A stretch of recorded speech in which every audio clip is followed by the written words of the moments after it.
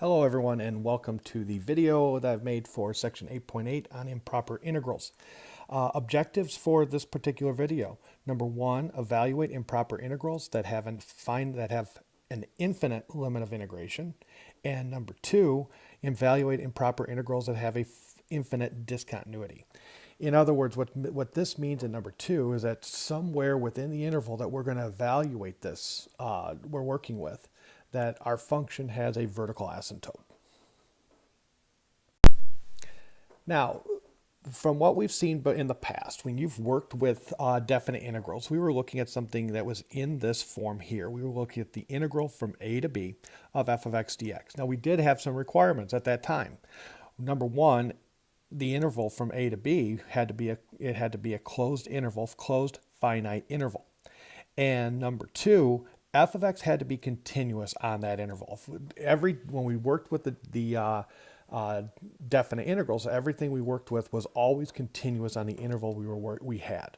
Okay, might have a cusp, might have some weird things happening, but it was still continuous.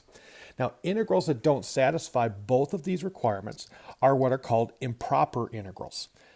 Okay, these are going to possess either an infinite limits of integration. It could be one or both. It's possible we could take the integral from negative infinity to positive infinity.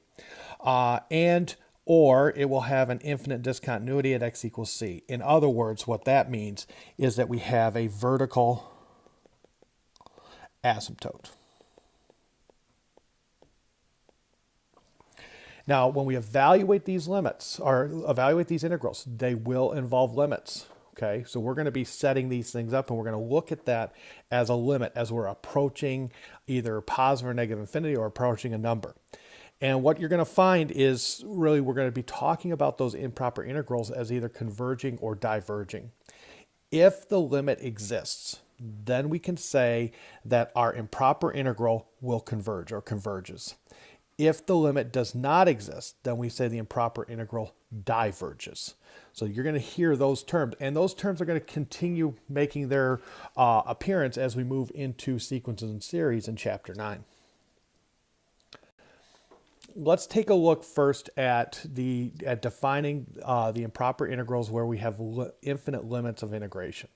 So, number one, if f of x is continuous on the interval from a to infinity, then the integral from a to infinity of f of x dx will equal the limit as b approaches infinity of the integral from a to b of f of x dx.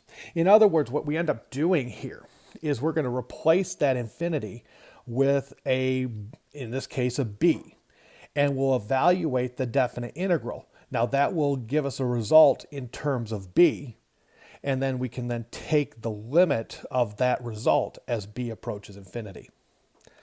Number two, if f of x is continuous on the interval from negative infinity to b, then the integral from negative infinity to b of f of x dx equals the limit as a approaches negative infinity of the integral from a to b of f of x dx. Looks very similar. Now the difference here is that when we evaluate this, because b will be some constant, we'll already have that number.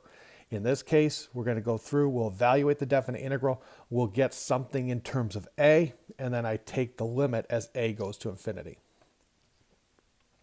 If f of x is continuous on the entire real numbers, then the integral from negative infinity to infinity of f of x dx can just be broken up as two integrals, in which we would evaluate each integral in terms of either 1 or 2 above. So in this case, we have some number c that is in some real number c, so that this can be thought of as the integral from negative infinity to c of f of x dx, plus the integral from c to infinity of f of x dx. And so to evaluate that, I would use number 2 to do this first one, and I would use number 1 to do the second one to evaluate that. And then I would just add those two results together. Let's take a look at a couple examples. I've already gone through and done these, so you can kind of take a look at the work that we have on them and see how this works. And what I have here is we're going to look at the first one is the integral from 1 to infinity of 1 over x dx. Now this is definitely continuous on the interval from 1 to infinity, so that's fine. So what we're going to do is we take that and we're going to write that. We're going to replace the infinity with, in this case, b. So I can write that as the limit as b approaches infinity of the integral from 1 to b of 1 over x dx. And now what I'm going to do is evaluate that definite integral. Well, I know the antiderivative of 1 over x dx is the natural log, so this is going to be the limit as b approaches infinity of the natural log of x evaluated from 1 to b. And using the fundamental theorem of calculus, that means this is going to equal the limit as b approaches infinity of the natural log of b minus the natural log of 1. Well, I know the natural log of 1. Natural log of 1 is equal to 0. So this will now become the limit as b approaches infinity of the natural log of b. And we know natural log, while it is a very slow growing function, it is always growing and it is not bounded. And so therefore this limit here is infinity. And so I would say in this situation here that this integral diverges. Let's take a look at this second one. Now let's take a look at this second one. In this particular problem, what we're looking at is the integral from 1 to infinity of 1 over x squared plus 1 dx. Okay. Now you'll notice that the limits of integration are the same. The setup is going to be very similar to what we did on the previous example, but the results will be different. In this case, it's going to be the limit as b approaches infinity of the integral from 1 to b of 1 over x squared plus 1 dx. And so the antiderivative of 1 over x squared plus 1 we know is arctan of x.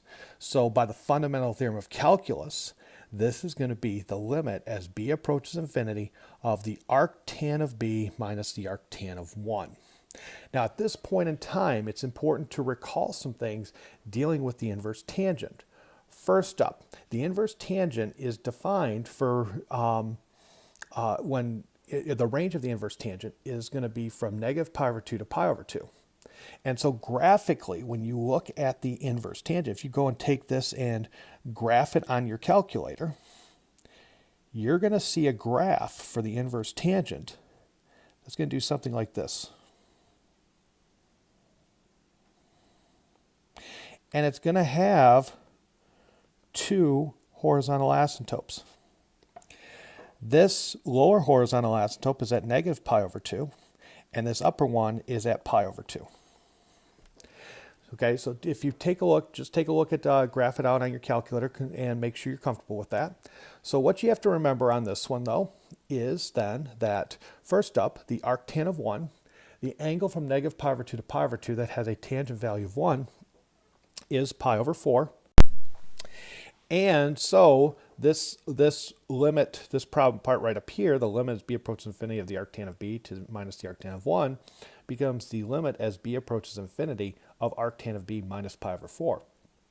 Looking at our graph and what we've seen, what we recall from the inverse tangent function, properties of inverse tangent function, we know the limit as b approaches infinity of the arctan of b is going to end up being that upper bound. And so that's going to equal pi over 2. And so this limit becomes pi over 2 minus pi over 4, which will equal pi over 4. So in this case, we would say that this definite integral, or improper integral, converges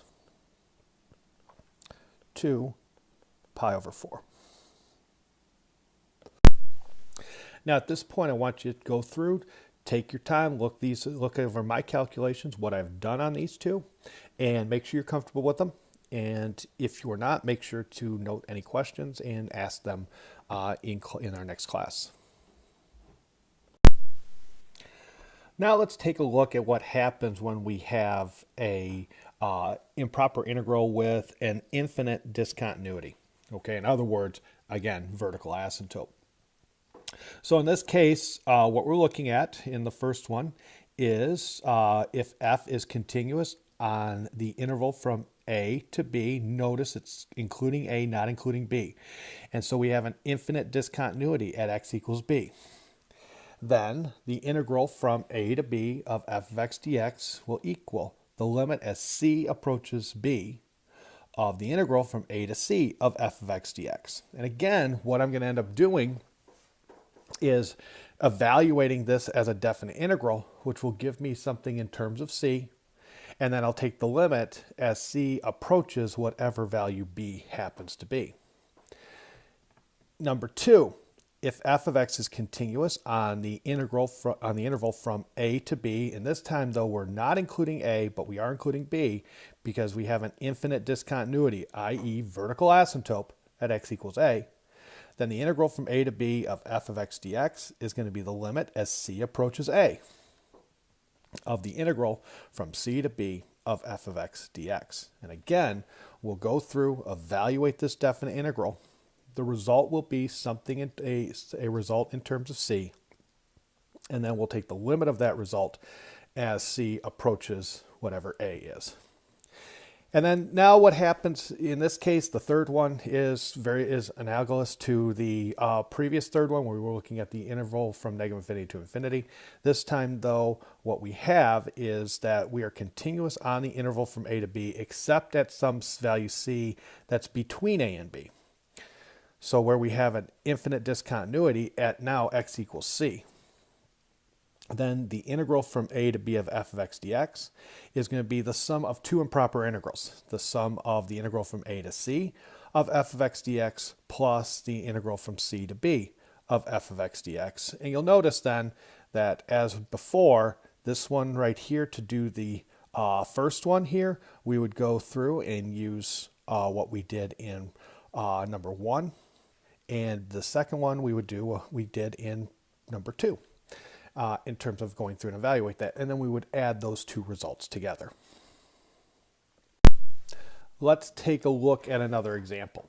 In this case, now one of the things you're going to want to do on these is you will want to go and simplify things as much as possible. Also, remember now in these problems here that a lot of the times they will be basic formulas, things that you know how to do, but all the properties, the integration techniques that we saw in the beginning of this chapter could come into play in terms of evaluating these. So in this case, I'm taking the integral from 0 to e of the natural log of x squared dx. Now the first thing I'm going to do is I remember here that 2 can be brought down in front. And then also because it's a constant times that, we can bring it out in front of the definite integral. So this would be equal 2 times the integral from 0 to e of the natural log of x dx. Now, to integrate natural log of x, we know we have to use integration by parts. So using integration by parts, remember our acronym for choosing u. In this case, the first one is L for logs, and we do have a log. So I'm going to let u equal the natural log of x. So du is going to be 1 over x dx. And so dv is dx, and v would then be x. And so the integral of the natural log of x is u times v, so x ln x, minus v times du. Well, x times 1 over x dx is just going to be dx. And then when I integrate that, I find that this becomes x ln x minus x. So therefore, I know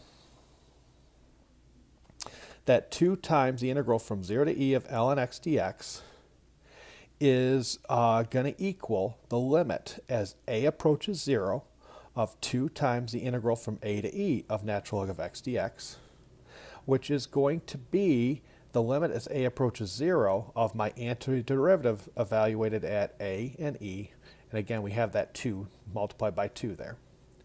So when I evaluate this, when I go through and evaluate this using the fundamental theorem of calculus, this will be the limit as a approaches 0 of 2 times e ln e minus e minus a ln a minus a, which natural log of e is 1, so this is e minus e, so that will end up dropping off.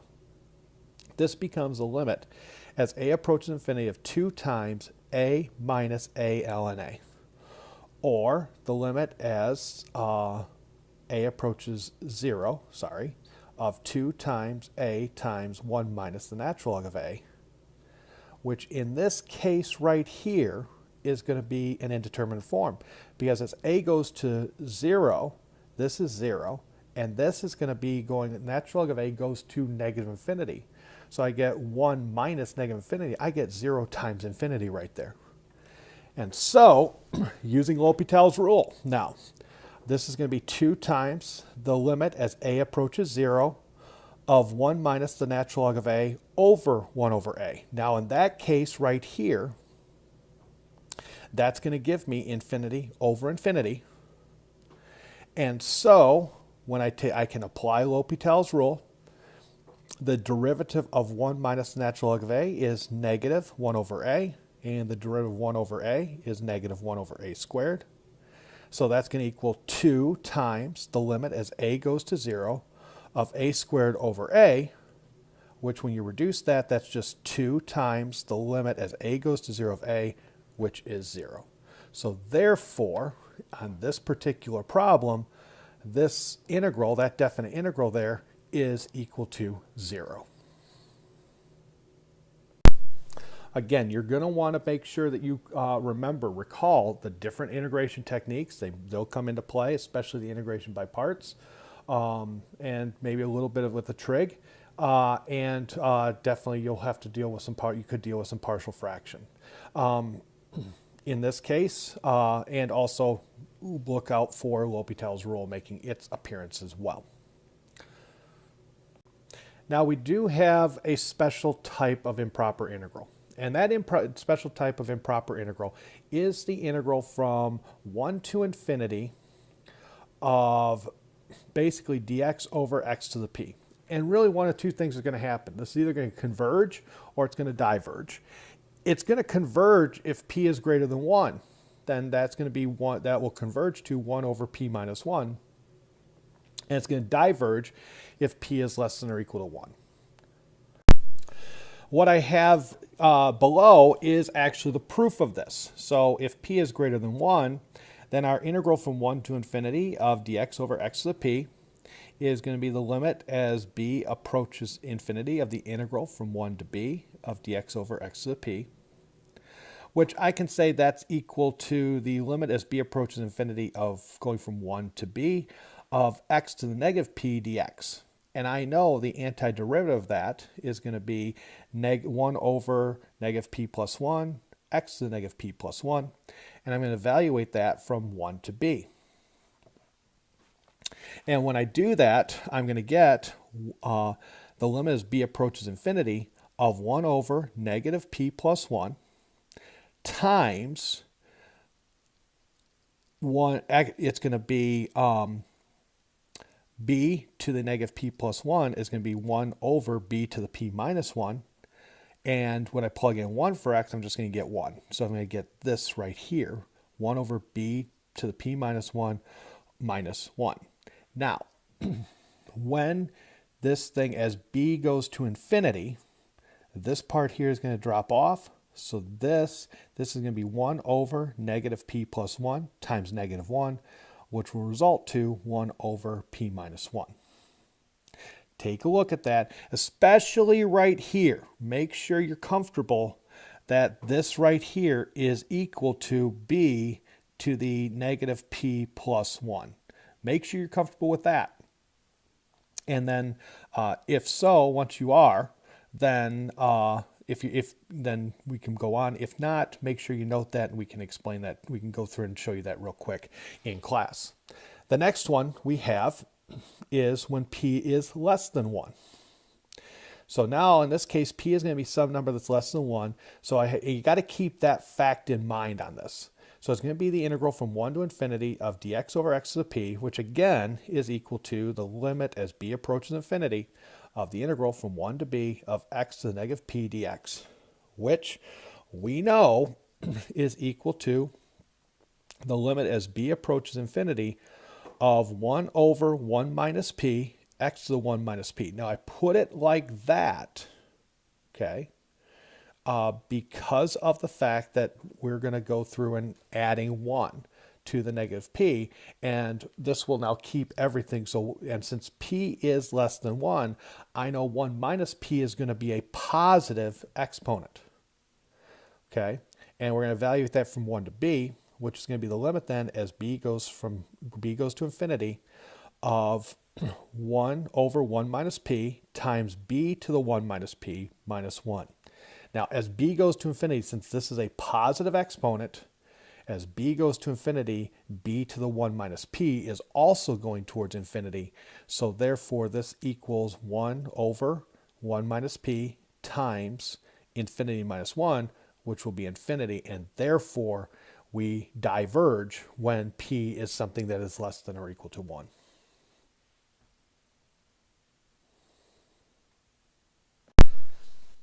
And well, this one actually shows that it diverges when p is less than 1. If you take a look back, one of a previous example, we did the integral from 1 to infinity of 1 over x dx, and that one diverged as well. And so we combine that with these two, and we can go through, therefore prove that this theorem that we have here, that the integral from 1 to infinity of dx over x to the p is going to converge to p 1 over p minus 1 when p is greater than 1, and diverges when p is less than or equal to 1. Again, look over these things, look over the proofs that I have here. If you have any questions, make sure you ask them. And this does now conclude the video on improper integrals, and we will see you in class.